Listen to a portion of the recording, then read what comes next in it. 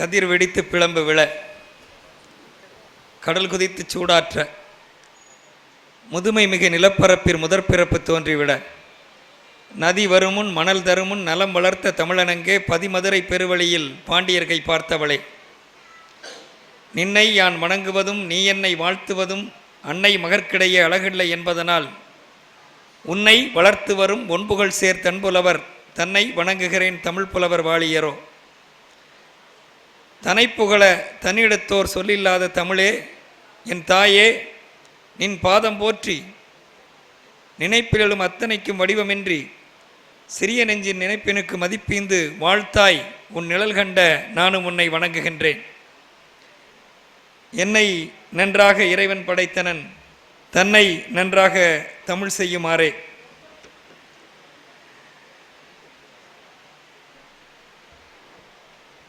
கோவில்பட்டி மாநகரின் பெருமைகளில் ஒன்றாக திகழக்கூடியது நம்முடைய மகிழ்வோர் மன்றம். இந்த மன்றத்தினை தொடங்கி தொய்வின்றி 94 மாதங்களாக இம்மாதிரியான கூட்டங்களை ஏற்பாடு செய்து இந்த கோவில்பட்டி மாநகர மக்களை எல்லாம் மகிழ்வித்து கொண்டிருக்கக்கூடிய மகிழ்வோர் மன்ற நிறுவனர்கள், பேரன்பிற்கும் பெருமதிப்பிற்கும் உரிய மருத்துவர் ஸ்ரீ வெங்கடேஷ் அவர்களே, மருத்துவர் லதா ஸ்ரீ வெங்கடேஷ் அவர்களே, இவர்களை இருவரையும் பற்றி நான் நினைக்கின்ற பொழுது எனக்கு மிகவும் பெருமையாக போய்விட்டது. இன்றைய மருத்துவ உலகம் எப்படி இருக்கிறது என்று சொன்னால், காசு இல்லைன்னா நம்ம போய் மருத்துவர்களை பார்க்க முடியாது. சரி, அரசு மருத்துவமனைகளில் போய் மருத்துவம் பார்க்கலாம் என்று நினைத்தோம்னு சொன்னால் அங்கே சரியான மருத்துவம் நமக்கு கிடைக்காது. அப்படிப்பட்ட ஒரு சூழ்நிலைகளை நம்ம பார்க்குறோம். ஒரு 3 ஆண்டுகளுக்கு முன்பு நான் ஒரு மருத்துவரை சந்திக்க போனேன். அவர் என்ன சொல்லிட்டார் அப்படின்னு சொன்னால், அந்த தூணுக்கிட்டே அங்கேயே உட்காருங்கன்ட்டார், ஒரு 20 அடி தள்ளி. ஒன்றுமே பார்க்கல. பார்த்துட்டு இந்த மாதிரி ஒரு தாள் மட்டும் வருது, ஒரு எம்ஆர்ஐ எடுத்துட்டு வந்து பாருங்க அப்படின்னு சொல்லி வெளியில் போய் ஒரு 1000 ரூபாயை கொடுத்துட்டு நான் வீட்டுக்கு போயிட்டேன். ஏன்னு கேட்டால், இன்றைக்கி 21வது ஆள், நீங்கள் 21வது பேருக்கும் எம்ஆர்ஐ அப்படின்னு சொல்லவும் வேணாம், அந்த எம்ஆர்ஐ பணமாவது மிச்சமாகட்டும் என்று நம்ம போயிட்டோம். அப்போ மருத்துவ உலகம் எப்படி இருக்கிறது என்று சொன்னால் அப்படி இருக்கு. ஆனால் இங்கே இப்படி ஒரு மன்றத்தை நிறுவி இங்கு இந்த கோவில்பட்டி மக்களை எல்லாம் மகிழ்வோடு வைத்து கொள்ள வேண்டும் என்கின்ற ஒரு சிரிப்போ சிந்தனையோ எதுவாக இருந்தாலும் அங்கு மக்களினுடைய மகிழ்ச்சி அடிப்படையாக இருக்கிறது என்பதை பார்க்க முடிகிறது. சின்ன குழந்தையிலிருந்து 3 வயசு ஆயிடுச்சா என்னன்னு தெரியல, 3 வயசு குழந்தையிலிருந்து முதியோர் வரைக்கும் இந்த மேடையை பங்கு போட்டு கொண்டு வளர்க்கிறார்கள் என்று சொன்னால், இந்த பணிக்கு இவர்களுக்கு, இந்த மன்றத்தை நடத்தி கொண்டிருக்கிறவர்களுக்கு நாம் எதை சொல்லி பாராட்டுவது? நீங்கள் எல்லோரும் இதை நீங்கள் தொடர்ந்து அவர்களுக்கு பாதுகாப்பாக இருந்து இங்கு வந்து அமர்ந்து இப்படி கைதட்டி ஆரவாரிக்கிறீர்களே, அதுதான் நாம் அவர்களுக்கு செய்யக்கூடிய பாராட்டு என்பதை நான் சொல்லி மகிழ்கின்றேன். அதே போல இயக்குனர்கள், அன்புக்கும் போற்றுதலுக்கும் உரிய தா காளிதாஸ் அவர்கள், அதே போல நல்லாசிரியர், இந்த மன்றம் தொய்வின்றி நடக்கிறது என்று சொன்னால் அதற்கு முக்கியமான காரணம் நல்லாசிரியர், அன்புக்கும் போற்றுதலுக்கும் உரிய இனிய சகோதரர் அவர்களுடைய பேச்சு ஒவ்வொன்றும் இனிமையான பேச்சு. ஒவ்வொரு நாளும் இந்த அலைபேசி வழியில் ஒரு தகவல் அனுப்பி அந்த தொடர்பை அவங்க கொண்டு வந்தாங்க பாருங்க. அந்த மாதிரியான ஒரு பண்பு எல்லோருக்கும் அவ்வளவு இயல்பாக வந்து விடாது.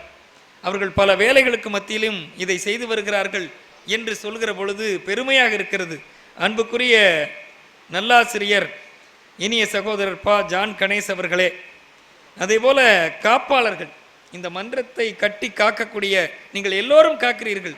இருந்தாலும் அவர்கள் கடமை ஏற்றுக்கொண்டு காத்து வரக்கூடிய திருவாளர் அன்புக்குரிய மோகன்ராஜ் அவர்களே, அன்புக்குரிய இனிய சகோதரர் சேர்மத்துறை அவர்களே, தொலைபேசி வழியில் தொடர்பு கொண்டு எங்கு வருகிறீர்கள்னு கேட்டு கோவில்பட்டி மாநகரனுடைய எல்லையிலேயே நின்று எங்கேயும் போய் தடுமாறி போய்விடக்கூடாது, அந்த அன்பை நான் மதிக்கிறேன், போற்றுகிறேன். அங்கேயே நின்று அந்த புறவழிச்சாலையில் அங்கனையே நின்று பைபாஸில் அழைத்து வந்து இந்த மண்டபத்தில் சேர்த்தார்கள். பல இடங்களில் பார்க்குறோம், நிறைய இடங்களில் கல்லூரிகளுக்கு பல்கலைக்கழகத்துக்கு நான் போகிறது வழக்கம். வருகிற வரைக்கும் ஒரு அழைப்புதலே இருக்காது. சரி, நம்ம ஏதோ ஒரு கூட்டம் இருக்கே, நம்ம நாளைக்கு இருக்கா இல்லையான்னு தெரிஞ்சுக்கிறணுமே, அழைப்பிதழ் கூட வரலையே, தொலைபேசியில் பேசினாங்களே என்று நாம் தொடர்பு கொண்டு கேட்கணும். கேட்டோம்னு சொன்னால் ஆமாம் இருக்கே வந்துருங்களேன், அழைப்பிதழ் இல்லையே, அழைப்பிதழ்லாம் அனுப்பணுமா அப்படின்னு கேட்கக்கூடிய காலகட்டமாக இன்றைக்கி மாறி போய்விட்டது. அதே மாதிரி அங்கேருந்து கேரளாவுக்கு போயிருந்தேன், திருச்சியிலிருந்து. இன்னொரு பேராசிரியரும் வந்தார். அப்போ வெள்ளம், நீங்கள் அண்மையில் பார்த்துருப்பீங்க, போக்குவரத்தெல்லாம் துண்டிக்கப்பட்டுருச்சு. அந்த மாதிரி சூழ்நிலையில் 2 பேர் வந்தாங்களே, திருப்பி ஊர் போய் சேர்ந்தாங்களான்னு கூட கேட்கலை. அப்போ எப்படிப்பட்ட பண்பு இந்த மாதிரி ஒரு மன்றங்களை நடத்துகிறார்கள் என்று சொன்னால் ஒவ்வொன்றையும் நம்ம பார்க்கணும். எல்லோவற்றையும் பார்த்து பார்த்து செய்கிறார்கள். அந்த வகையிலே மிக சிறப்பாக செயலாற்றி வருகிற அன்புக்குரிய சேர்மத்துறை அவர்களே, அன்புக்குரிய இனிய சகோதரர் துரைராஜ் அவர்களே, அன்புக்குரிய சகோதரர் செல்வின் அவர்களே, இந்த மன்றத்தை ஆலோசனை வழங்கி நடத்தி கொண்டிருக்கக்கூடிய அன்புக்குரிய ஹரிகிருஷ்ணன் அவர்களே, அதே போல இந்த அரங்குக்கு ஒரு அழகு சேர்த்து கொண்டிருக்கக்கூடிய பெருமக்களே, வந்ததும் கம்பன் கழக துணைத் தலைவர் அவர்கள் ராஜாமணி ஐயா அவர்கள் அமர்ந்திருந்தார்கள். இந்த வயதிலையும் வந்து எனக்கு பாரதிதாசன் பாடல் தான் எனக்கு நினைவுக்கு வந்தது. இங்கே இருக்கக்கூடிய பெருமக்களை எல்லாம் பார்க்கிற பொழுது, தண்டொன்றும் முதியோரே தமிழ் தொண்டென்றால் இளமைதனை எய்தீரோ என்று அவர் கேட்பார் என்று ஒரு கடமையாக கொண்டு இப்படி விடாமல் வருகிறார்கள்னு சொன்னால், இதெல்லாம் நம்ம அடுத்த தலைமுறைக்கு, இந்த சின்னஞ்சிறிய பிள்ளைகளுக்கெல்லாம் இப்படி பார்க்கிற பொழுது, இந்த பெருமக்களை எல்லாம் இப்படி பார்க்கிற பொழுது பலதரப்பட்ட வயதினரும் வந்திருக்கிறாங்க. அந்த பெற்றோர்கள் தான் நம்ம எதை செய்கிறோமோ அதைத்தான் பிள்ளைகள் செய்வார்கள். நம்ம பிள்ளைகளுக்கு நம்ம எதை, ஒரு ரோஜா செடிக்கு பக்கத்தில் ஒரு தொட்டியவோ அல்லது அந்த மண்ணிலே கொஞ்சம் பறித்து ஒரு கல்லை தூக்கி வச்சு அப்படி அமைக்கி வச்சு தண்ணி ஊற்றிட்டோம்னா அது புது செடியாக வளர ஆரம்பிச்சிடும். அந்த ரோஜாவை பதியம் போடுறதுன்னு சொல்லுவாங்க. அது மாதிரி நம்மள்கிட்ட இருக்கக்கூடிய நல்ல குணங்களை எல்லாம் நம்ம பிள்ளைகளுக்கு கடத்தணும். ரோஜா பதியம் போடுறது மாதிரி நம்ம பதியம் போட்டு கொண்டிருக்கக்கூடிய பெருமக்களே, உங்களை எல்லாம் பார்க்கிற பொழுது எனக்கு பெருமையாக இருக்கிறது. இந்த வேளையில் இன்னொன்றையும் சொல்லியாக வேண்டும். நான் இந்த மன்றத்திற்கு வருவதற்கு காரணமாக இருந்த பெருமக்கள், திருச்சிராப்பள்ளியில் எனக்கு இனிய சகோதரியாக இருந்து அன்பு காட்டி வரக்கூடிய, என்னாலும் அன்பு காட்டி வரக்கூடிய, இந்த மன்றத்திலே வந்து ஏற்கனவே பேசிய அன்பு சகோதரி முனைவர் தமிழருவி மனோன்மணி அவர்கள்தான் என்னை பற்றி சொன்னார்கள். நல்லாசிரியர் ஜான் கணேசன் ஐயா அவர்கள், பிறகு ராஜபாளையத்தில் இருக்கக்கூடிய என்னுடைய பேராசிரியர் ஆலிஸ் அவர்களுடைய மகள், பாரதிதாசன் பல்கலைக்கழக தமிழ்துறை தலைவர் பேராசிரியர் ஆலிஸ் அவர்கள் மிகுந்த திறமை வாய்ந்தவர்கள், தமிழ் கூறும் நல்லுலகம் முழுவதும் பெயர் பெற்றவர்கள். அந்த அளவிற்கு அவர்கள் பெரிய அறிஞர். அவர்களுடைய திருமகள் இந்திரா ஜெயச்சந்திரன் அவர்களும் சொல்லி இங்கு நான் அழைக்கப்பட்டிருக்கிறேன். அந்த வகையில் அவர்களுக்கும் நான் நன்றியுடையவனாகிறேன். ஏனென்று சொன்னால், உங்களை எல்லாம் சந்திக்கக்கூடிய வாய்ப்பு ஒரு மிகப்பெரிய வாய்ப்பு. இங்கு வந்து பார்த்த பொழுதுதான் தெரிந்தது, இது மகிழ்வோர் மன்றம் என்று போட்டிருக்கிறார்களே, இங்கு வந்து விடாமல் பேசி சிரிக்க வைத்து கொண்டே இருக்க வேண்டுமா என்றெல்லாம் நான் நினைத்தேன். அவர்கள் நல்லாசிரியர் அவர்கள் சொன்னதை போல. அதே போல் சேர்மத்துறை அவர்களும் சொன்னார்கள், இங்கு எல்லாம் சிரித்து சிரித்து பல நகைச்சுவை பேச்சாளர்கள்லாம் வந்து பல இடங்களிலே எல்லா விதமான நகைச்சுவையும் சொல்லிவிட்டார்கள். ஆனால் இங்கு பலதரப்பட்ட மக்களும் இருக்கிறதால் சிந்தனையை தூண்டுகிற வகையிலே பேசினால் அவர்கள் ரசிப்பார்கள், இதில் ஒன்றும் மாற்றுக்கருத்து இல்லை என்று ஒரு உத்தரவாதத்தையும் தந்தாங்க. அந்த அளவிற்கு இங்கு எல்லா பெருமக்கள் எல்லாம் இருக்கிறீர்கள் என்கின்ற ஒரு மகிழ்ச்சி எனக்கு இருக்கிறது என்பதை நான் சொல்லி மகிழ்கின்றேன். அதே போல் பார்த்தோம் என்று சொன்னால், இங்கே இந்த பிஞ்சு குழந்தைகள் இந்த மன்றம் செய்யக்கூடிய ஒரு பெரிய பணி. இப்படியெல்லாம் வந்து பேச்சாளர்கள் அழைத்து பேச வைக்கிறது மட்டும் இந்த மன்றத்தினுடைய பணியாக வைக்காமல், இந்த மாதிரி சின்ன பிள்ளைகளெல்லாம் அழைத்துட்டு வந்து இந்த மேடையில் ஏற்றி அழகு பார்க்குறாங்க பாருங்கள். அதை பார்த்த உடனேயுமே அந்த பெற்றோர்களுக்கு ஒரு மகிழ்ச்சி ஏற்படும். அந்த மகிழ்ச்சி ஏற்பட்ட உடனேயுமே அவங்க இன்னும் நம்ம பிள்ளைகளை வளர்க்கணும், இந்த அவையத்து முந்தி இருக்க செய்யணும், வள்ளுவர் சொன்னது மாதிரி நம்ம பிள்ளைய மேலும் மேலும் திறமையுடையவர்களாக ஆக்கணும். நிறைய பிள்ளைகள் வந்து திறமையானவர்கள் இருப்பாங்க, சரியான களம் கிடைக்காது.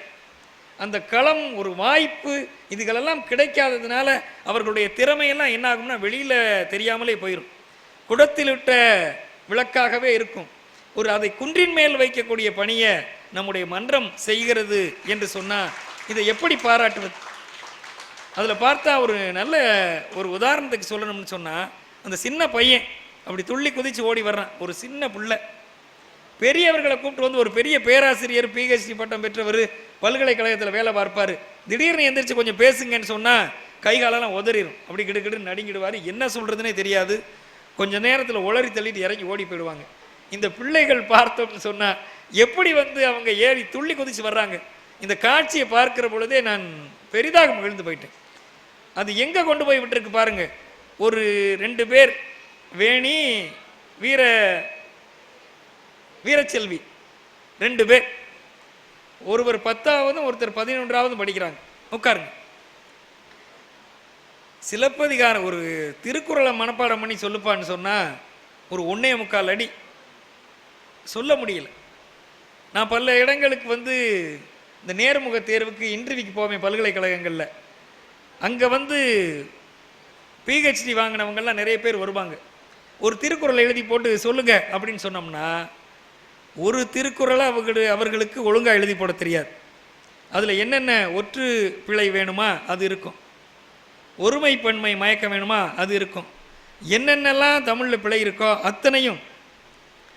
அந்த ரகர குழப்பம், ராவுக்கு எந்த ரா போடுறது, பெரிய ராவா சின்ன ராவா என்ன இப்படின்னு சொல்லுவாங்க. நம்மளுடைய பேச்சாளர்கள்லாம் சொல்லுவாங்க, இதெல்லாம் ஒன்றும் பெரிய இது இல்லை, வந்து தகராறுக்கு எந்த ரா போடுறதுன்னா சின்ன தகராறாக இருந்தால் சின்னரா, பெரிய தகராறாக இருந்தால் பெரியரா அப்படின்னு சொல்லிட்டு போயிடுவாங்க. அதே மாதிரி லா எந்த லா போடுறது கேட்பாங்க. அப்படி இருக்கக்கூடிய காலகட்டத்தில் சிலப்பதிகாரம், நெஞ்சை எள்ளும் சிலப்பதிகாரம் என்றோர் மணி ஆரம் படைத்த தமிழ்நாடு என்று மகாகவி பாரதியார் பாடி கழித்தார். இந்த மண்ணை சேர்ந்தவர். அதே மாதிரி கம்பன் என்றொரு மானுடன் பிறந்ததும், காளிதாசன் கவிதை புனைந்ததும், தெய்வ வள்ளுவன் வான்மறை தந்ததும் என்று பாடினார். யாமறிந்த புலவரிலே கம்பனை போல் வள்ளுவன் போல் இளங்கோவை போல் பூமிதனில் யாங்கனுமே பிறந்ததில்லை, உண்மை வெறும் புகழ்ச்சி இல்லை. யாராவது பொய் சொல்கிறான் போல் இருக்குது. நம்ம வந்து நம்மன்னா தற்புகழ்ச்சி சொல்லுவோம் இல்லையா, நம்ம தாய்மொழி தமிழ் அதனால் சொல்லுவோம் போல இருக்கு. அப்படி இல்லை. யாமறிந்த மொழிகளிலேன்னா அதுக்கு ஒரு தகுதி வேணும். 8 மொழி மகாகவி பாரதியாருக்கு தெரியும். அதனால் அவருக்கு வந்து அந்த சொல்லுவதற்கான தகுதி இருந்தது. யாமறிந்த மொழிகளிலே தமிழ் மொழி போல் இனிதாவது எங்கும் காணோம். அதே மாதிரி யாமறிந்த புலவரிலே கம்பனை போல் வள்ளுவன் போல் இளங்கோவை போல் பூமிதனில் யாங்கனுமே பிறந்ததில்லைன்னு சொன்னார்னா அவர் மேலை நாட்டில் போகலை. மேலை நாட்டு இலக்கியங்களை எல்லாம் செல்லியாக இருந்தாலும் சரி, பைரனாக இருந்தாலும் சரி, கீட்ஸாக இருந்தாலும் சரி, மில்டனாக இருந்தாலும் சரி, எல்லாத்தையும் படித்து பார்த்தார். பிற மொழிகளினுடைய மொழிபெயர்ப்புகளை எல்லாம் அவர் படித்து பார்த்துட்டு அப்படி ஒரு பாட்டை எழுதி ஒரு மிகப்பெரிய ஒரு தகுதி சான்றை கொடுத்தார். அப்படிப்பட்ட புலவன் இளங்கோவடிகள். நம்ம கம்பனை எல்லோரும் பேசுகிறோம், கம்பன் கழக துணைத் தலைவர் அவர்கள் இருக்கிறார்கள். கம்பனை எல்லோரும் பேசுகிறோம். கம்பன் நிற்கின்ற அளவிற்கு வள்ளுவர் நிற்கவில்லை. திருவள்ளுவர் மன்றங்கள் இருக்கின்றன. ஆனாலும் கூட திருக்குறள் கம்பன் பேசுகிற அளவிற்கு ஐயா அவர்கள் ஒத்துக்கொள்வார்கள்.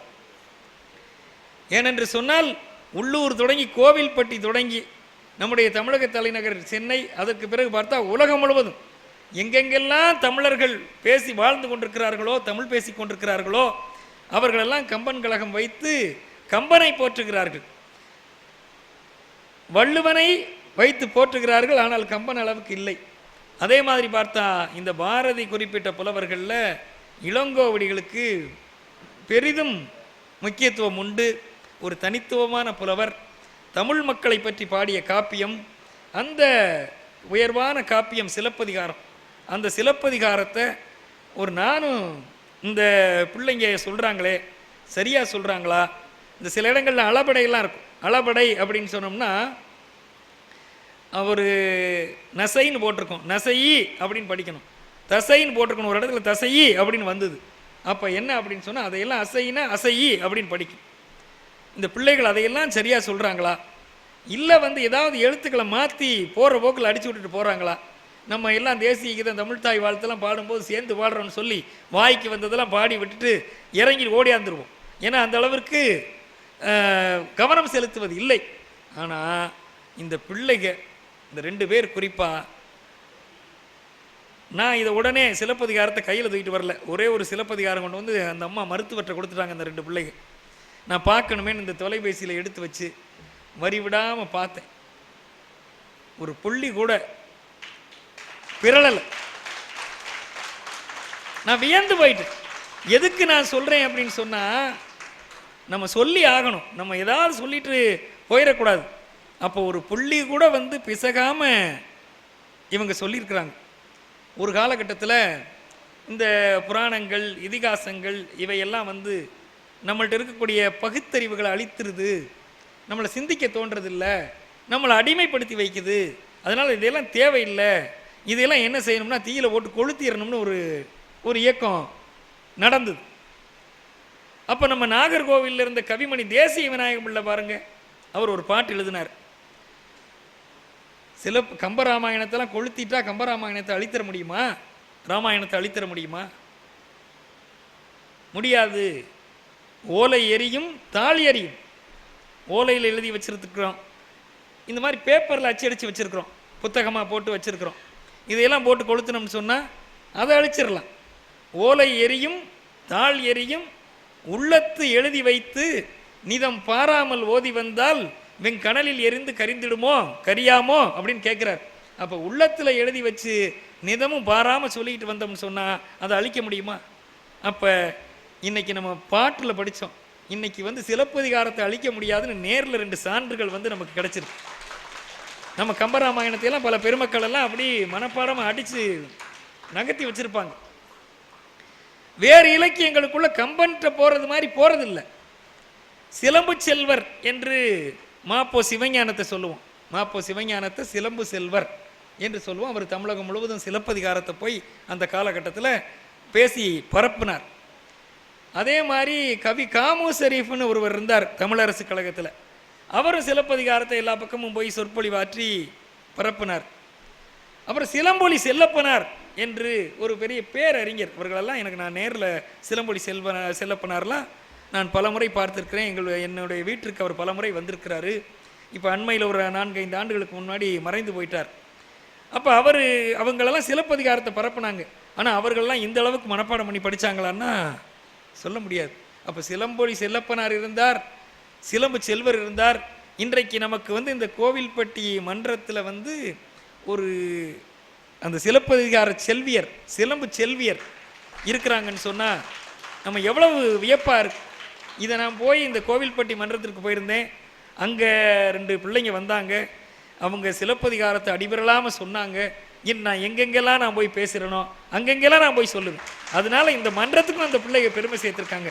சாதாரணமான செயல் இல்லை. அந்த அளவிற்கு அவர்களை எவ்வளவு முறை பாராட்டினாலும் தகும். அந்த அளவிற்கு அவர்கள் பெருமைக்குரியவர்கள் என்பதை நான் சொல்கிறேன்.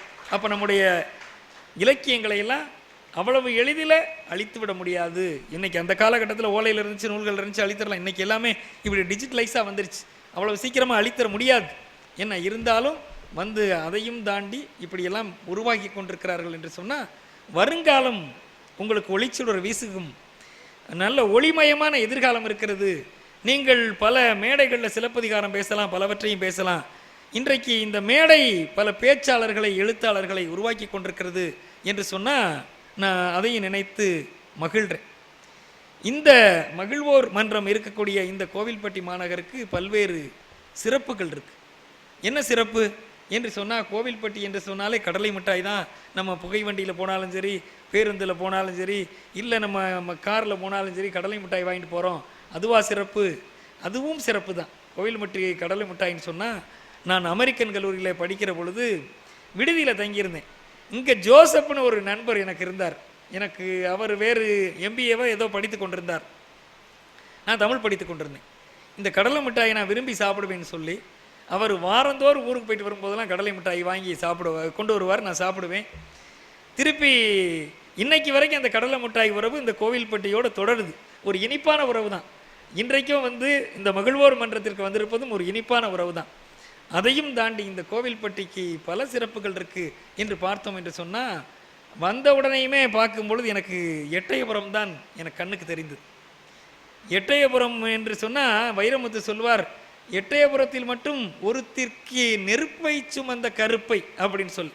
எட்டயபுரத்தில் மட்டும் ஒருத்திக்கு, எல்லாருக்கும் கருப்பை இருக்குது, ஆனால் ஒருத்திக்கு மட்டும் நெருப்பை சுமந்த கருப்பை என்று வைரமுத்து சொல்வார். அப்போ அப்படிப்பட்ட ஒரு நெருப்பு கவிஞன், சாதாரணமானவன் இல்லை. புதிய யுகத்தை நாவார கூவி அழைத்த நவயுக கவிஞன்னு சொல்லுவாங்க மகாகவி பாரதிய. எல்லாத்தையும் புதுமை வேணும். என்ன பாட்டு தமிழா புதுமை வேணும், சமுதாய விடுதலையா புதுமை வேணும், எதை எடுத்துக்கொண்டோம்னு சொன்னால் உரைநடையா புதுமை வேணும், பாட்டா புதுமை வேணும், எல்லாத்துலேயும் ஒரு புதுமை புதுமை புதுமைன்னு சொல்லிட்டு ஒரு நாட்டு விடுதலை, சமுதாய விடுதலை எல்லாவற்றையும் பாடிய தேசிய கவிஞன் பிறந்த மண் இந்த கோவில்பட்டி மண். ஏன்னா பக்கத்தில் தான் இருக்குது எட்டயபுரம், நம்ம ரொம்ப தூரம் இல்லை, அதனால் கோவில்பட்டிக்கு அந்த பெருமை உண்டு. அதே மாதிரி நம்ம இந்திய தேசிய விடுதலைக்காக போராடிய மகாகவி பாரதியார் பாட்டால் போராடினார். அதே மாதிரி வாவு சிதம்பரனார். இந்த ஒற்றப்படாரம் இன்னும் கொஞ்சம் தள்ளி போனால் அங்கே இருக்குது. இப்படி பல பெருமக்களை, அதே மாதிரி வீரபாண்டிய கட்டபொம்மன் மறக்க முடியுமா? நம்ம சினிமாவில் வீரபாண்டிய கட்டபொம்மனை பார்க்குறோம். பார்த்து வீரபாண்டிய கட்டபொம்மன் எப்படி இருப்பாரோ நம்மளுக்கு தெரியாது, சிவாஜி கணேசன் மாதிரி தான் இருப்பார்னு சொல்லி நம்ம மனதிலெல்லாம் பதிவாயிருக்கு. வீரபாண்டிய கட்டபொம்மன்னா இன்றைக்கி நம்ம மனதில் நிற்கிறார். எப்படின்னா அவர் சிவாஜி உருவத்தில் அவர் நிற்கிறாரு. அதே மாதிரி வாஞ்சிநாதன், இப்படி பல பெருமக்களை இந்த எடுக்கக்கூடிய மண் ஒரு இலக்கிய பூமி, ஒரு சாதாரணமான பூமி இல்லை. அண்ணாமலை செட்டியார் கழுகுமலையில் காவடி சிந்து பாடினார். இன்னும் ஒன்றை நான் சொல்லியே ஆக வேண்டும். இங்கே எனக்கு ஒரு பேராசிரியர் இருந்தார். இந்த மேடையில் இன்றளவுக்கு இந்த அளவிற்கு நான் நிற்கிறேன் என்று சொன்னால் அதற்கு பெருங்காரணமாக இருந்தவர் இந்த பகுதியை சேர்ந்தவர் பேராசிரியர் சே போத்திரெட்டி அவர்கள். அவர்களுடைய தம்பிகள்லாம் இந்த கோவில்பட்டியில் தான் இருக்கிறாங்க. அவர் இன்றைக்கு இல்லை, இந்த கொரோனா பகுதியில் காலகட்டத்தில் காலமாயிட்டார். ஒரு தியாகமே வடிவானவர். அவர் பிறந்த ஊர்னு இப்படி பல சிறப்பு இந்த கோவில்பட்டி மாநகருக்கு உண்டு. அந்த ஊரில் நின்று பேசுகிறேன் என்று சொன்னால் நான் பல நிலைகளிலே போயிட்டு இப்படி பலவற்றையும் சொல்லி கொண்டிருக்கிற பொழுது அவர்கள், நம்முடைய நல்லாசிரியர் ஐயா அவர்கள், எந்த தலைப்பில் பேசுவது என்று கேட்டாங்க. நான் சொன்னேன், எதையாவது தலைப்பு நீங்களே கொடுங்களேன் அப்படின்னு சொல்லி கேட்டுக்கிற பொழுது ஒரு 4-5 தலைப்பை அவர்கள் அனுப்பி வைத்தார்கள். அதில் பார்த்தோம் என்று சொன்னால், எனக்கு எது பிடித்தது என்று சொன்னால், இந்த நினைவு நல்லது வேண்டும் என்கின்ற தலைப்பு எனக்கு பிடித்துச்சு. ஒரு கவிதை இருக்கு, அதாவது என்ன அப்படின்னு சொன்னால், எட்டயபுரத்து கட்டித்தங்கமே, உன்னையும் என்னையும் ஈண்டெடுத்த தமிழ் இலக்கியத்தில் 3 பேரலைகள். பேரலைகள்னு சொன்னால் கடலுக்கு போயிருப்போம். இங்கே பக்கத்தில் தூத்துக்குடிக்கு போனால் நீங்கள் கடலுக்கு போயிடுவீங்க. திருச்செந்தூருக்கு எல்லோரும் போகிற முருக பக்தர்கள் முழுவதும் திருச்செந்தூருக்கு போகாமல் இருக்க மாட்டாங்க. அலை திருச்செந்தூர் கடல்லாம் எவ்வளோ பெரிய அலை வரும். எட்டயபுரத்து கட்டித்தங்கமே, உன்னையும் என்னையும் ஈண்டெடுத்த தமிழ் இலக்கியத்தில் 3 பேரலைகள். 3 பேரலைகள். அலை நம்ம பார்த்துருப்போம், பேரலை நம்ம பார்த்துருக்க மாட்டோம். நாங்கள்லாம் படிக்கும்போது இலக்கிய வரலாறு படிப்போம். அதில் ஒரு கதை இருக்கும். என்ன அப்படின்னா, தமிழை பற்றி சொல்லுகிற பொழுது, கல் தோன்றி மண் தோன்றா காலத்தே வாளோடு முன் தோன்றிய மூத்த குடி தமிழ்னு ஒன்று போட்டிருக்கோம்.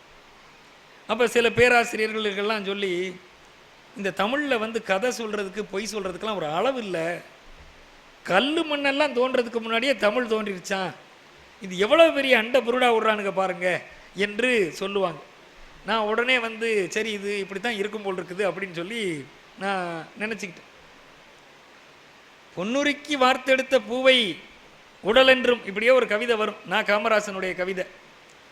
அதில் பார்த்தா நமக்கு நேரம் இல்லாதனால நான் நிறைய வெட்டிட்டேன். தன்னுருக்கம் தோன்ற தணல் கவிதை பாடி வரும் தென்னகத்து பொய் புலவீர். புலவர்னாலே இவனுங்களுக்கு என்ன அப்படின்னு சொன்னால் பொய் சொல்கிறது தான் வேலை அப்படின்னு சொல்லிட்டு இருந்தாங்க. அதே மாதிரி பார்த்தா இந்த நம்ம தமிழ் சங்கம் பற்றியெல்லாம் முதல் சங்கம், இடைச்சங்கம், கடைச்சங்கம்பாங்க. இப்போ மூன்றாவதாக இருக்கிறது எந்த சங்கம் இருந்ததுன்னா இப்போ இருக்கிற மதுரை. அப்போ முதல் சங்கம் இடை சங்கம்லாம் எங்கே இருந்தது என்று சொன்னால் அதெல்லாம் கடலுக்குள்ளே போயிடுச்சு அப்படின்னு. நான் இந்த தொடக்கத்தில் கண்ணதாசனுடைய பாடலில் ஒன்று சொன்னேன் இல்லையா, கதிர் வெடித்து பிளம்பு விழ கடல் குதித்து சூடாற்ற முதுமை மிகு நிலப்பரப்பில் முதற் பிறப்பு தோன்றிவிடன். அதில் பார்த்தோம்னா அந்த கவிதை என்ன சொல்லுதுன்னு சொன்னால், கல் தோன்றா மண் தோன்றா காலத்தே வாழோடு முன்தோன்றிய மூத்த குடி தமிழ்னு சொன்னால், இப்போ அண்மையில் தொல்லியல் ஆராய்ச்சியாளர்கள் ஆர்கியாலஜி டிபார்ட்மெண்ட் இருக்குது பார்த்தீங்களா, அவங்கெல்லாம் ஆராய்ச்சி பண்ணி இந்த நிலப்பரப்பு எப்படி தோன்றுச்சு, இது 2,17,000 ஆண்டுகளுக்கு முன்னாடி தோன்றுச்சு, அப்படி நெருப்பு வெடித்து விழுந்து அது கடலில் விழுந்து அப்படின்லாம் சொல்லி இன்றைக்கு குமரி கண்டம் அப்படி இப்படிலாம் பேசுவோம். இதையெல்லாம் சொல்லி இப்படிலாம் இருந்ததுன்னு அதெல்லாம் உண்மைதான் சொல்கிறாங்க. அப்போ நம்ம புலவர்கள் பாடியதெல்லாம் பொய்ன்னு சொல்லி அவ்வளவு எளிதாக ஒதுக்கி தள்ளிவிட முடியாது.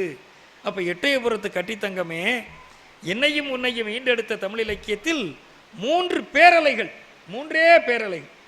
பேரலைன்னு சொன்னால் அப்போ கடலில் உள்ளே போயிடுச்சுன்னு சொல்லும்போது நம்ம நம்பலை, நானுமே நம்பலை. பெரிய அலை வந்துச்சான், நிலப்பரப்பெல்லாம் கடல் பரப்பாயிருச்சான், கடலுக்குள்ளேருந்து ஒரு நிலம் வந்துருச்சான், இதெல்லாம் என்ன கப்சாவாக இருக்குன்னு. அப்புறம் ஒரு சுனாமின்னு ஒன்று வந்தது பாருங்க, லேசாக தான் வந்துட்டு போச்சு. அப்போ உண்மைதான் போல் இருக்கு அப்படின்னு ஒரு நம்பிக்கை வந்துச்சு. அது மாதிரி இங்கே 3 பேரலைகள், 3 பேரலைகள். என்னையா பேரலை? தங்க வெடியலாய் தழைத்து வள்ளுவனை பெற்றெடுத்த சங்க இலக்கியம் 1. இந்த வள்ளுவன். அடுத்து 2வது ஒரு பேரலை வரணும்னா என்ன? புதிய கவி ஊற்றாக பொங்கி பீரிட்ட கம்பன் மற்றொன்று. எங்கள் தனிநாயகனே இனிய பாரதிய நீ இன்னொன்று. அப்போ 3 பேரலைன்னா இதுதான். மேலை நாட்டில் விக்கவுண்ட் மார்லின்னு ஒரு அறிஞன் இருந்தான். அவன் எழுதினா ஒரு மொழியை பொறுத்தளவில் ஒரு மகா கவிஞன். ஏகப்பட்ட கவிஞர்கள்னு சொல்லி எடுத்துக்கிட்டோம்னா இன்னைக்கு எல்லாருமே கவிஞர் ஆகிட்டாங்க. எதையாவது எழுதிட்டு கவிதை நானும் கவிஞர் மேடையில் போய் கவிதை படிக்க ஆரம்பிச்சிட்டாங்க. நம்ம காது கொடுத்து கேட்க முடியலை. நம்ம போய் பார்த்தோம்னு சொன்னால் இது கவிதையா அப்படின்னு சொல்லி பார்த்துட்டு நம்ம அது கவிதை தான் நினச்சிக்கிட்டு கேட்டுக்கிட்டு நம்ம அப்படியே போயிடணும். கவிதையாக நம்ம கேட்டுறக்கூடாது. அப்படி நிலைமை ஆகி போயிடுச்சு. எதையோ கவிதைன்னு சொல்கிற காலம் ஆயிடுச்சு. ஆனால் மகா கவிஞன்னு சொன்னால் சாதாரணமான விஷயம் இல்லை. ஒரு மொழியை பொறுத்தளவில் 1000 வருஷத்துக்கு ஒரு முறை தான் ஒரு மகா கவிஞன் தோன்றுறான். அப்போ தமிழில் எடுத்துக்கிட்டோம்னா 1000 வருஷத்துக்கு ஒரு தடவைனா எத்தனை பேருன்னு ஒரு லிஸ்ட்டு போட்டோம்னு சொன்னால் 3 பேரலைகள், 3 பேரலைகள். தங்க வெடியலாய் தழைத்து வள்ளுவனை பெற்றெடுத்த சங்க இலக்கியம் 1. புதிய கவி ஊற்றாக பொங்கி பூரிட்ட கம்பன் மற்றொன்று. எங்கள் தனிநாயகனே இனிய பாரதிய நீ இன்னொன்று. அப்போ 3 பேர் தான். அதுக்கு பிறகு இன்னொரு 4வதாக ஒரு கவிஞர் வேணும்னா நம்ம இன்னொரு 1000 வருஷம் கழித்து காத்துக்கிட்டு இருக்கோம். அப்போ அப்படிப்பட்ட ஒரு மகா கவிஞன் பிறந்த மண் அல்லவா இந்த மண். இந்த தலைப்பை அல்லவா நமக்கு தந்திருக்கிறார்கள். அதை நம்ம பொறுப்போடு பேச வேண்டாமா என்று நான் யோசித்து பார்த்தேன். இதையெல்லாம் சொல்லுகிற பொழுதே நமக்கு நேரம் நெருங்கி கொண்டிருக்கிறது. அந்த நேரம் கழிவதிலும் நினைப்பின்றியே அமர்ந்து கேட்கக்கூடியவர்களாக நீங்கள் இருக்கிறீர்கள் என்பதையும் உங்களுடைய முகங்களை பார்க்கிற பொழுது எனக்கு தெரியுது. ஏன்னு சொன்னால் எனக்கு ஒரு பயம். கொஞ்சம் நகைச்சுவையாக அங்கெங்கேயும் இதையெல்லாம் சொல்லி இப்படிலாம் வைத்திருக்கலைன்னு சொன்னால் 2 பேராக எந்திரிச்சு போயிடுவாங்களோ அப்படின்னு நான் அந்த கதவை பார்த்துக்கிட்டே இருக்கிறேன். ஆனால் யாரும் அசையலை, உட்கார்ந்து கேட்குறாங்க. அப்போ நினைவு நல்லது வேண்டும் அப்படின்னு சொன்னால் அது எவ்வளோ பெரிய வாசகம். நமக்கு என்ன அப்படின்னு சொன்னால் நாம் என்ன நினைக்கிறோமோ நாம் அதுவாகவே ஆய்விடுவோம். அதனால நம்ம என்ன பண்ணணும்னா மனமது செம்மையானால் மந்திரம் ஜெபிக்க வேண்டாம்பாங்க. நம்ம மனதை செம்மையாக வைத்திருக்க வேண்டும். மனதை அலைவாய விடக்கூடாது. ஆசையே துன்பத்திற்கு காரணம் என்று பகவான் புத்தர் சொன்னார். அந்த ஆசை இருந்தது என்று சொன்னாலே நம்ம திசை மாறி போய் விடுவோம். அதனால இந்த ஆசைகளுக்கெல்லாம் ஒரு கடிவாளம் போட்டு நம்ம அடக்கி வைத்து கொண்டு நம்ம வாழ்க்கையை செம்மையாக நகர்த்தினோம் என்று சொன்னால் ஒரு லட்சியத்தில் உறுதியாக இருந்தோம் என்று சொன்னால் நம்ம அடுத்தடுத்த படிகளுக்கு தானாக போகலாம். மனதில் உறுதி வேண்டும்னு சொன்னார் நம்ம ஐயா பார்த்திபன் ஐயா அவர்கள் குறிப்பிட்டாங்க. மனதில் உறுதி வேண்டும், வாக்கினிலே இனிமை வேண்டும். நம்ம இனிய உளவாக இன்னாத குரல் கனி இருப்ப காய் கவர்ந்துட்டுன்னு வள்ளுவர் சொன்னார். நல்ல சொற்கள் இருக்கும்போது தீய சொற்களை பேசலாமா, பிறரை புண்படுத்துகிற மாதிரி பேச்சை பேசலாமா என்று கேட்டார். அதே மாதிரி யாற்றை பேசினால் இனிமையான சொற்களை பேசணும் என்று. அப்போ நினைவு நல்லது வேண்டும், நெருங்கின பொருள் கைப்பட வேண்டும் என்று மகாகவி பாரதியார் கேட்டார். வேண்டுவன என்கின்ற தலைப்பில் இதெல்லாம் எனக்கு வேணும் அப்படின்னு. அப்புறம் கனவு மெய்ப்பட வேண்டும், காரியத்தில் உறுதி வேண்டும். அப்போ நம்ம அப்துல் கலாம் அவர்கள் கூட கனவு காணுங்கள் கனவு காணுங்கள்னு சொன்னார். நிறைய பேர் விமர்சனம் கூட பண்ணாங்க. கனவு கண்டுக்கிட்டே இருந்தோம்னு சொன்னால் நம்ம வாழ்க்கையை எப்படி நடத்துறது அப்படின்னு சொல்லி. அதனால நேற்று முடிந்து போயிடுச்சு, நேற்றை பற்றி சிந்தித்து பிரயோஜனம் இல்லை. சில பேர் பழையதை பற்றியே சிந்திப்பாங்க. மகாகவி பாரதியார் கூட ஒரு பாடலில் ரொம்ப சிறப்பாக சொல்கிறார்.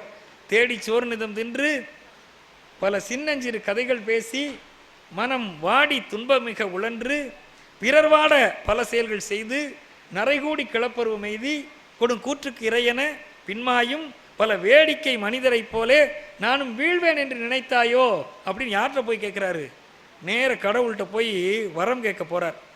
நம்ம போய் பயந்து நடுங்கி போய் கும்பிட்டு நின்று எனக்கு இதெல்லாம் வேணும் அப்படின்னு சொல்லி நம்ம உருகி போய் கேட்டுட்டு வருவோம். இப்படியெல்லாம் கேட்டால் நான் ஏதாவது ஒரு 50 ரூபா தர்றேன், இல்லை 10 தேங்காயை வாங்கி உடைக்கிறேன், இல்லை எதையாவது வாங்கி போடுறேன் அப்படின்னு சொல்லி நம்ம வேண்டுவோம். ஒரு கடவுளுக்கே நம்ம காசை நிர்ணயம் பண்ணுற ஆட்கள். இந்த லஞ்ச லாவணியம்லாம் வெறுத்து போனது இங்கிருந்து தான் தோன்றி இருக்குமோ எனக்கு தெரியல. கடவுள் எதையுமே எதிர்பார்க்க மாட்டார். என்ன, கடவுள் எல்லோருக்கும் அள்ளி வழங்கக்கூடியவர், ஒப்பாரம் மிக்காரம் இல்லாதவர். நம்ம கடவுள்கிட்டே போய் கடவுளுக்கு செய்யணும்னு சொல்லி நம்ம கேட்போம். ஆனால் மகாகவி பாரதியார்ட்ட ஒரு கம்பீரம் இருந்துச்சு. நின்னை சில வரங்கள் கேட்பேன், நான் உன்ட்ட சில வரங்கள் கேட்கறதுக்காக வந்திருக்கேன், ஒரு பட்டியலை போட்டு அவற்றையெல்லாம் நேர இன்றமக்கு ஈவாய் எடுத்து வை. அப்படி ஒரு மிரட்டு.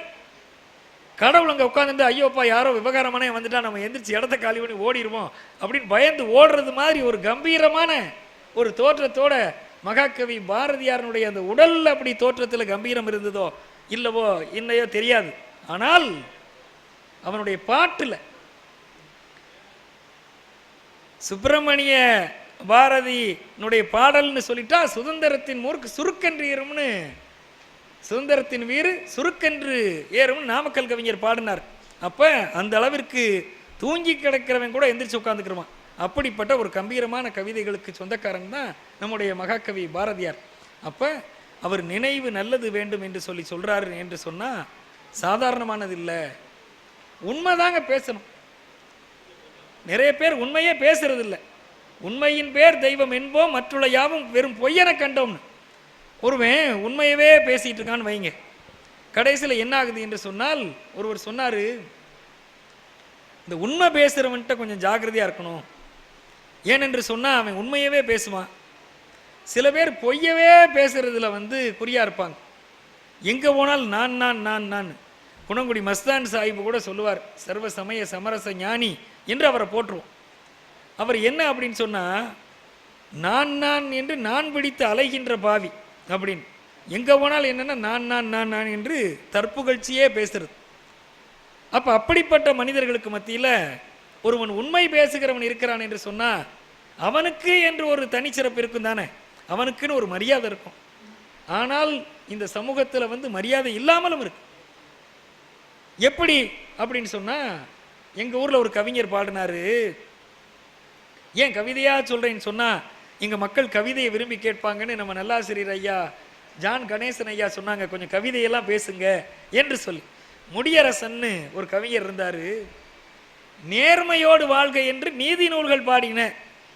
நீதி நூலெல்லாம் படிச்சிருக்கிறார். திருக்குறள், நாலடியார், 4 மணிக்கடிகை, இப்படி எல்லாத்தையும் எடுத்து படித்து பார்த்தா அதெல்லாம் என்ன சொல்லுது? நீ உண்மையை பேசு, நீ பொய் சொல்லாத, நீ நேர்மையாயிரு, தூய்மையாயிரு, பிறருக்கு உதவி செய்யு, மனிதநேயத்தோடு இரு. இந்த ரோட்டில் போகும்போது ஒருத்தன் விழுந்து கிடக்கிறான் பாரு, அவனை தூக்கி விட்டு ஒரு டம்ளர் தண்ணி கொடு என்று. ஒருவன் பட்டினியோடு இருக்கிறானா அவனுக்கு கொஞ்சம் சோறு போடு என்று சொல்லுது. இதெல்லாம் தர்மம். அப்போ நேர்மையோடு வாழ்கவென்று நீதி நூல்கள் பாடின, ஆர்வமோடு நெஞ்சில்னாலும் அந்த வாழ்வை நாடினேன், ஏற்று பூச்சி என்று பேசி என்னை உலகம் சிரித்தது அப்படின்னு உலகம் சிரித்ததுன்னு ஒரு கவிதை எழுதுறார். அப்போ இப்படியெல்லாம் நான் வாழ்ந்தேன். இப்படியே ஒரு பெரிய கவிதையில் சொல்லுவார், இட்ட கோடு வட்டமாக எல்லைக்குள் உலாவினேன், எனக்குன்னு ஒரு கோடு போட்டு வைத்துக்கிட்டு நான் வாழ்ந்தேன். தட்டு நேரில் முட்டும் போதும் தாண்டவில்லை கால்களே, என் கால் தாண்டலை. என்ன என்று சொன்னால்,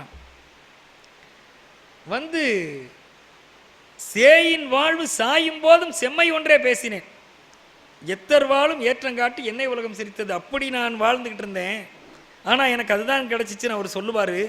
ஆனாலும் கூட நம்முடைய வள்ளுவன் முதற்கொண்டு எல்லோரும் சொல்லுகிறதை பார்த்தோம்னு சொன்னால், நம்ம உண்மையை பேசி வாழ்ந்தோம்னு சொன்னால் நமக்கு என்று ஒரு தனி பவர். ஒரு உண்மை பேசுகிறவன் வாயில் போய் விழுந்துடக்கூடாது. உண்மை பேசுகிறவன் எதை சொன்னாலும் பழித்துறோன்னு சொல்லுவாங்க. அப்போ மனதில் உறுதி வேண்டும், வாக்கினிலே இனிமை வேண்டும், நினைவு நல்லது வேண்டும், நெருங்கின பொருள் கைப்பட வேண்டும், கனவு மைப்பட வேண்டும், காரியத்தில் உறுதி வேண்டும்னு சொல்கிறான்னு சொன்னால், நான் இன்னைக்கு இந்த மேடையில் தான் நான் நின்று சொல்கிறேன். எதையாவது இந்த இளம் பிள்ளைகளெல்லாம் இருக்கிறாங்க, இந்த வயசுலேயே ஒரு உறுதி எடுத்துக்கிறணும். நம்ம என்ன செய்யணும்? அப்போ ஒன்று உண்மையாக இருக்கணும், நேர்மையாக இருக்கணும், தூய்மையாக இருக்கணும் என்பதையெல்லாம் நம்முடைய ஒரு லட்சியங்களாக வைத்து கொண்டு நாம் என்ன செய்யணும்? இப்போ படித்துக்கிட்டு இருக்கும் போதே நம்ம நினைக்கணும். இந்த பிள்ளைகளுக்காக நான் சொல்கிறேன், நான் என்னை உதாரணமாக வைத்து சொல்கிறேன். படிக்கிறப்ப பார்த்தா வேலை கிடைக்காது அப்படின்னு சொன்னாங்க. ஆமாம், எந்த படிப்பு கிடைத்தாலும் வேலை கிடைக்காது அப்படின்னு சொல்லி நம்ம நினைத்தோம். அடுத்து சரி, அப்போ எந்த படிப்புக்கு போகிறது?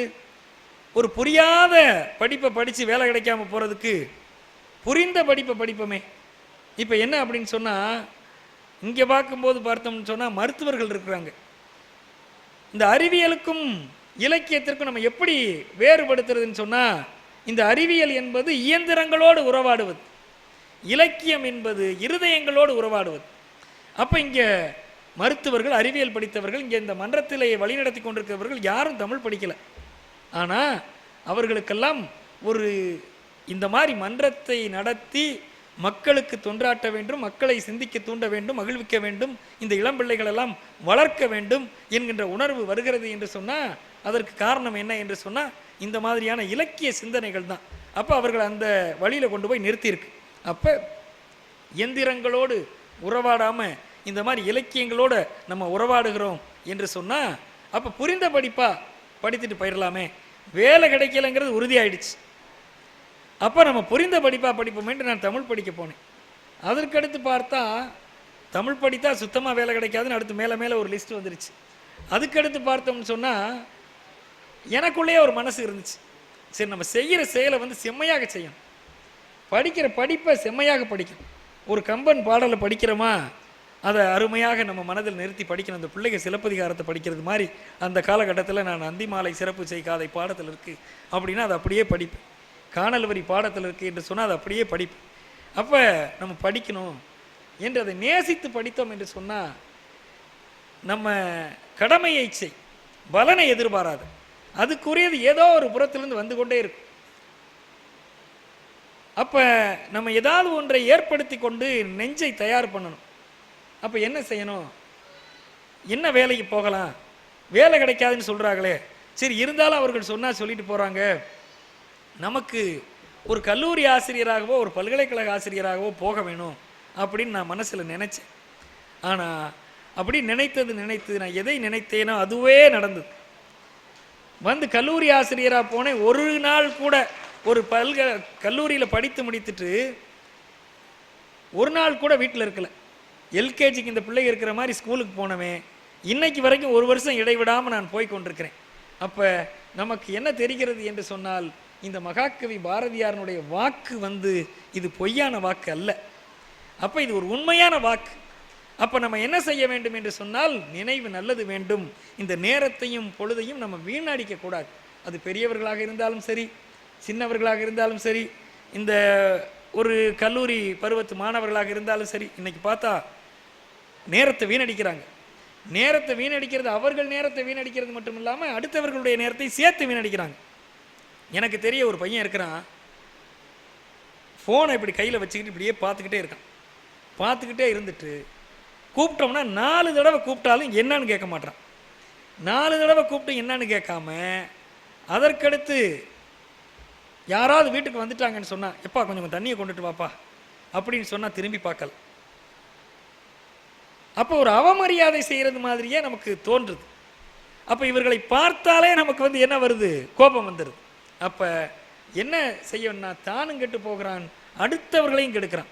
அப்போ என்ன செய்ய வேண்டும் என்று சொன்னால், இந்த மாதிரியான ஆட்களை நம்ம கொஞ்சம் கொஞ்சமாக சொல்லி திருத்த வேண்டும். நாம் அந்த இதற்கு ஆட்படாமல் இருக்க வேண்டும். இந்த மாதிரி மன்றங்களில் நம்ம வருகிறது மூலமாக நமக்கு என்ன கிடைக்குது என்று நான் யோசித்து பார்த்தேன். இங்கே பார்த்தோம்னு சொன்னால் நிறைய பேர் ஏதோ ஒரு வகையில் ஒன்று மகிழ்ச்சி அல்லது சிந்தனை அல்லது பிறருக்கு ஓடி ஓடி உதவி செய்கிறது. இப்படி பாருங்கள், இத்தனை புத்தகங்களை வாங்கிட்டு இத்தனை பிள்ளைகளை கூப்பிட்டு அந்த ஈத்து உவக்கும் இன்பம், யான் பெற்ற இன்பம் பெருக வையகம்னு நம்ம தமிழ் தான் சொல்லி கொடுத்துச்சு. நம்ம மட்டும் மகிழ்ச்சியாக இருக்கக்கூடாது. இந்த உலகம் இன்னைக்கு வரைக்கும் நிலை பெற்றிருக்கிறதுனா அதுக்கு என்ன காரணம்? சங்க இலக்கியத்தில் உண்டாலம்ம உலகம்னு ஒரு பாட்டு இருக்கு, நீங்கள் பொறுமையாக போய் படித்து பாருங்கள்.